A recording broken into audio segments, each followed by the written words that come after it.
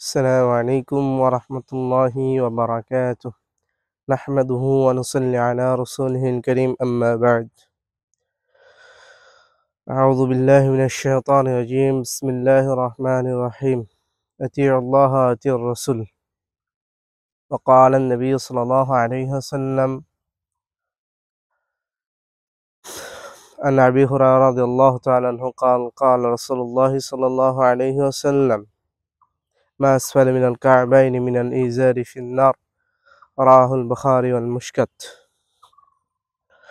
সমস্ত প্রশংসা সেই মহান রব্বুল আলামিনের প্রতি, যে মহান রব্বুল আলামিন আমাদেরকে সুস্থ রেখে আসরের সালাতের পর আমাদেরকে এই সুন্দর একটি পরিবেশে এরকম একটি ভিডিও তৈরি করার তৌফিক দান করেছেন। আমি আপনাদের মাঝে যে বিষয়ে কথা বলতে যাচ্ছি সেটা হচ্ছে পুরুষের টাকনুর নিচে কোনো পায়জামা বা লুঙ্গি যদি পরা থাকে তাহলে তার কি শাস্তি হবে।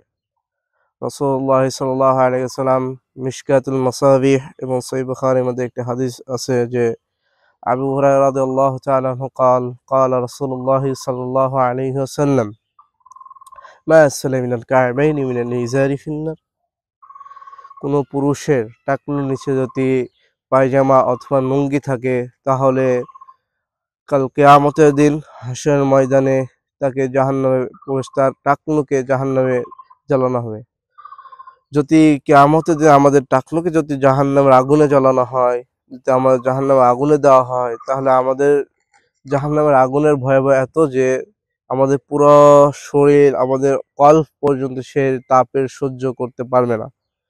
কেননা রাসূলুল্লাহ সাল্লাল্লাহু আলাইহি ওয়াসাল্লামের চাচাকে সর্বনিম্ন শাস্তি দেওয়া হবে। তাকে শাস্তি দেওয়া হবে যে তাকে শুধুমাত্র একটি আগুনের জুতা পরিধান করানো হবে।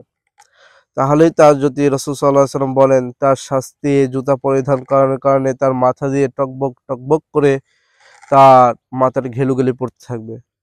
যদি তার সামান্য শাস্তি এটুক হয়, তাহলে আমাদের যদি আমাদের গিরাকে যদি জাহান্নামের আগুনে দেওয়া হয় তাহলে আমাদের কি অবস্থা হবে। প্রিয় শ্রোতাবৃন্দ, আপনারা হাদিসটিকে বোঝার চেষ্টা করুন এবং হাদিসটির প্রতি আমল করার তৌফিক দান করুন আল্লাহ তাআলা। এই বলেই আমার সংক্ষিপ্ত বক্তব্য শেষ করছি। ওয়া আখিরু দাওয়ানা আলহামদুলিল্লাহি রাব্বিল আলামিন। আসসালামু আলাইকুম ওয়া রাহমাতুল্লাহি ওয়া বারাকাতুহু।